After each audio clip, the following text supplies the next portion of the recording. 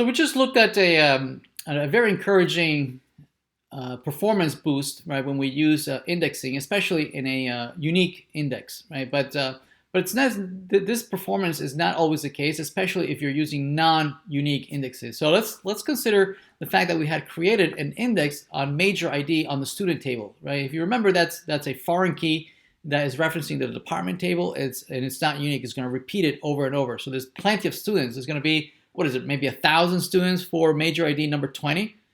So let's take a look at what would happen. So again, let's without the index, we would have to implement linear search. Just go all through each one of the blocks, right? Again, we would have to read, in worst case scenario, we would have to read every single block into memory. That's 4,000 reads, the same 4,000 of these that we talked about earlier. There's 40,000 students, there's 10 students per block, so it's 4,000 reads.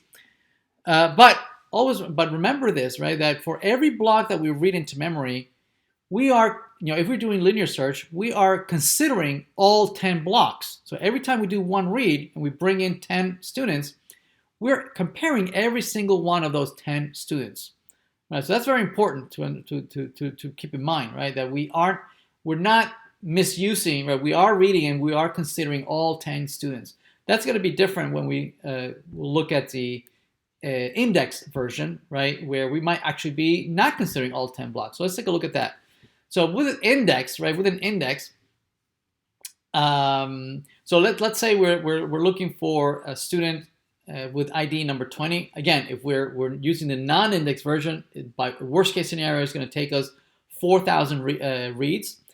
Say if it's indexed though, right? We saw that for the worst case scenario for the with a unique identifier, that was a 1,300 performance improvement. So let's take a look at this. If we're looking for major ID number 20, what do we do? So for we're going to take the major ID 20. We're going to look at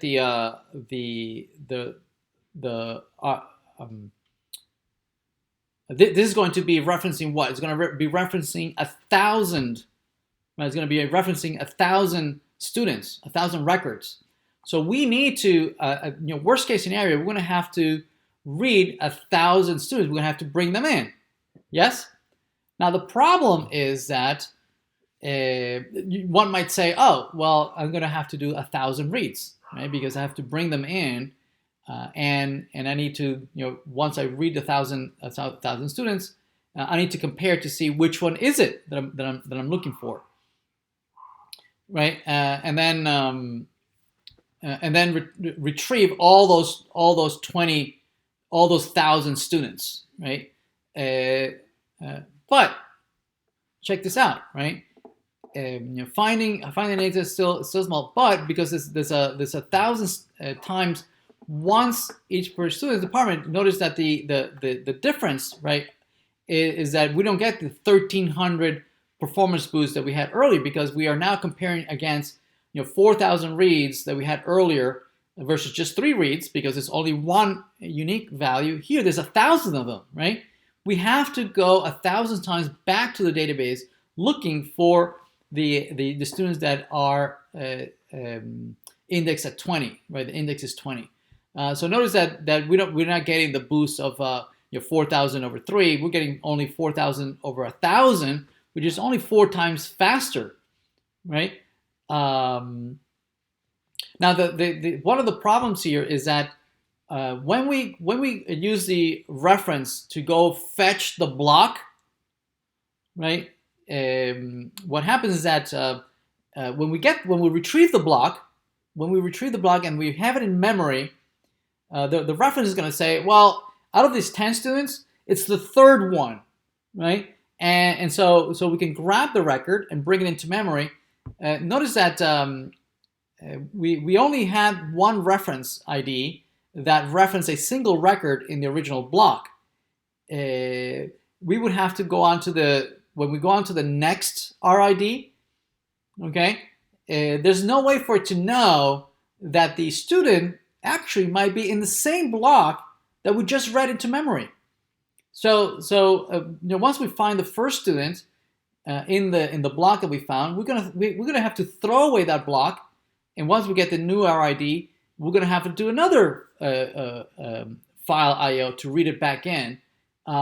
It might have been the same exact block that contained two students that were in the same major ID, but there's no way for us to know that, right? Because the record ID doesn't know in what blocks they are in, right? They just know the original record, right? And you need to read the entire block to retrieve it. So there's quite a bit of records that you're throwing away that you're not taking advantage of, right? So here's an illustration. If you're doing without indices, right? You're doing 4,000 reads. Here, if you're looking for 20, notice that the record ID might say that it's this one right here, record ID number 10. So we found that students out of the 10 students that we might have in here. There's only one of them is in there. And in the tree, also 20 goes down to record ID 21.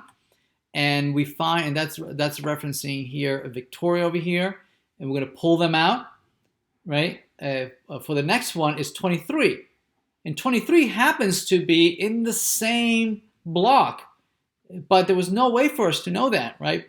Because each one of these is a single, independent, individual read IO into the file system, right? We read this block, we throw it away after we find the record ID. And then when we go to 23, it happens to be it was the same block. We could have just kept the same block and kept reading. Instead, we are throwing it away, right? And so that makes it a little bit inefficient. Right? So this is to illustrate how these work.